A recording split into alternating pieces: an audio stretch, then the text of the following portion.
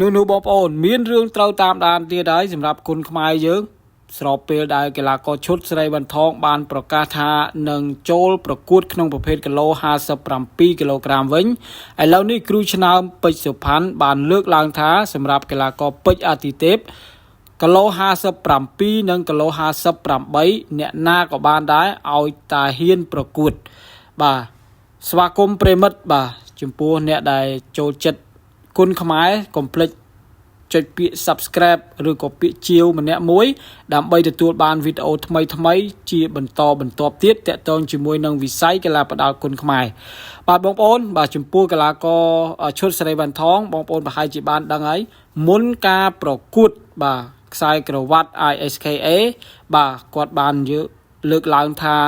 បន្ទាប់ពីគាត់ប្រកួតមកប្រកួតនេះហើយគាត់នឹងទម្លាក់គីឡូមកប្រកួតក្នុងប្រភេទ57គីឡូក្រាមវិញបាទ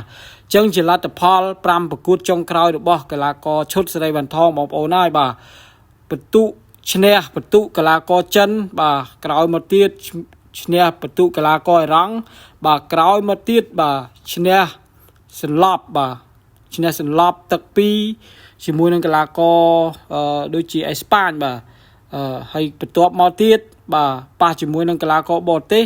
បាទដូចជាចិនបាទផ្ដួលកីឡាករចិនទឹក2ចុងក្រោយប្រកួតជាមួយនឹងកីឡាករបារាំងបាទផ្ដួលកីឡាករបារាំងទឹកទី3ដណ្ដើមខ្សែក្រវ៉ាត់បាទដណ្ដើមខ្សែក្រវ៉ាត់ ISKA បាទអញ្ចឹងមិនធម្មតាទេកំណត់ត្រាប្រកួត5ប្រកួតចុងក្រោយរបស់កីឡាករឈុតស្រីវណ្ណថងបន្ទាប់ពីខ្លួនទម្លាក់មកវាយក្នុងប្រភេទគីឡូ57គីឡូក្រាមហើយបងប្អូនយល់យ៉ាងណាដែរប្រសិនបើកីឡាករឈុតស្រីវណ្ណថងគាត់ទម្លាក់មកវាយក្នុងប្រភេទគីឡូ57គីឡូក្រាមតើអាចទៅរួចទេជាមួយនឹងកីឡាករជាមួយកីឡាករពេជ្រអាទិទេពតើអាចទៅរួចទេសម្រាប់កីឡាករឈុតស្រីវណ្ណថងលោកគ្រូផាន់កំពុងតែកោះហៅហើយបងប្អូនបាទគាត់ថាឲ្យតម្រង់ជួរមកបាទឲ្យតម្រង់ជួរមកឲ្យតែគីឡូ57ឲ្យតែគីឡូ58បាទអ្នកណាក៏បានដែរបាទអ្នកណាក៏បានដែរគាត់ថាប៉ោះណាក៏បានដែរសឹងថាឲ្យទៅវាយដល់ក្លឹបក៏បានដែរបាទអញ្ចឹងមានន័យថាគាត់បើកភ្លើងខៀវហើយសម្រាប់កីឡាករពេជ្រអាទិទេពបាទពេញលេងហើយបាទពេញលេងហើយសម្រាប់អ្នកមានសមត្ថភាពក្នុងប្រភេទគីឡូនេះបាទអាចដាក់ពាក្យបានបាទអាចដាក់ពាក្យបានជួបជាមួយនឹងកីឡាករពេជ្រអាទិទេពហើយក៏ឃើញមានបងប្អូនអ្នកគាំទ្របាទធ្វើការផ្គូផ្គងឲ្យប៉ះជាមួយនឹងកីឡាករធុនស័ក្តិសិនបាទធុនស័ក្តិសិនដែលជាកូនសិស្សរបស់លោកគ្រូធុនសុភាបាទសិស្សប្អូនកីឡាករធុនផានិតបាទ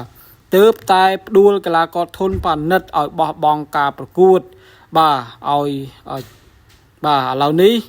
បាទឃើញថាទើបតែឈ្នះកីឡាករពេជ្រអាទិទេពបាទជាស្រ័យពេជ្រអាទិទេពទើបតែឈ្នះកីឡាករធុនផានិតឥឡូវនេះមកប៉ះជាមួយនឹងអាចថាមានឱកាសប៉ះជាមួយនឹងកីឡាករធុនស័ក្តិសិនដែលជាដៃគូដែលជាសិស្សរួមក្លឹបជាមួយនឹងកីឡាករធុនផានិត